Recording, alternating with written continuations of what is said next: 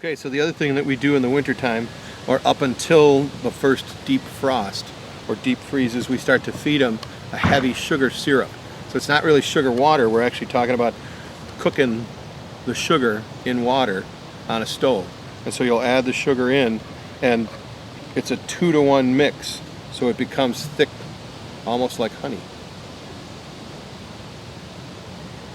Then we put it in to the hive with very small little holes so that it just seeps out enough that the bees will come in and put their proboscises in and absorb all that stuff and take it into the hive.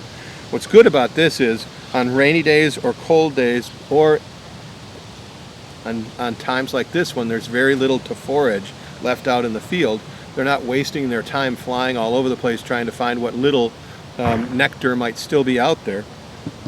They're able to go right inside, just inches away from where they are, and start to collect the sugar syrup.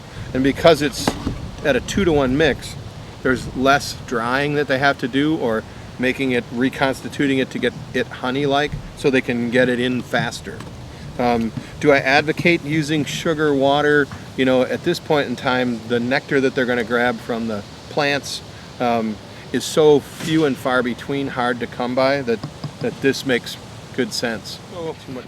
Sugar syrup, and do we feed sugar syrup, is something that is important to talk about. There's a lot of people who have one hive in the backyard and it has become their children. And if that hive is not successfully drawing in enough food to make it through the winter, they want to supplemental feed the bees as much as they can to try and give them the edge to make it through winter.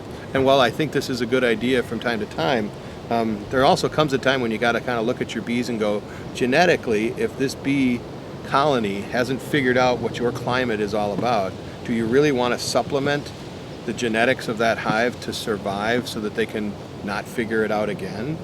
So keep in mind that when we start building a community apiary and we start working on things like we're trying to do here, where we're trying to create local queens that survive, survivor queens that make it through the winter, and then clone them, make more and more of them just through natural breeding in the area. If we start to get queens that are Milwaukee queens that understand the 4 seasons here, or Minneapolis queens, or St. Louis queens, or wherever, we may not need to do as much of this supplemental feeding to sustain bad genetics.